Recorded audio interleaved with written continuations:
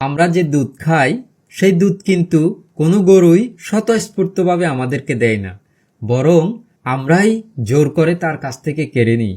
কোনো গাধাই নিজে থেকে কোনো কিছু বহন করে না, বরং আমরাই তাকে জোর করে কাজ করাই। অন্যদিকে প্র্যাকটিক্যালি সিংহ আমাদের কোনো উপকারে আসে না, কিন্তু সিংহের কাছ থেকে দুধ নেবে বা সিংহকে দিয়ে কাজ করাবে এমন সাহস বুকের পাতা কোনো মানুষেরই নেই। কারণ সিংহ শক্তিশালী, তার সামনে কোনো মানুষই এক মুহূর্ত টিকে থাকতে পারবে না। অথচ সম্মান করে আমরা তাকে উপাধি দিচ্ছি রাজা হিসেবে। ঠিক সেরকম সমাজেও কিছু মানুষ আছে যারা নিঃস্বার্থভাবে কাজ করে যায়, ত্যাগ স্বীকার করে, কোনো অপমান তারা গায়ে মাখে না, তাদেরকে আমরা বলি গাধা।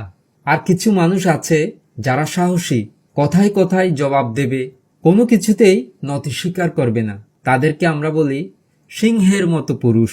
এই উদাহরণ থেকে আমরা একটা ভালো শিক্ষা পাই, তা হচ্ছে সব সময় সর্বস্ব ত্যাগ করে উপকার করতে যাবেন না, তাহলে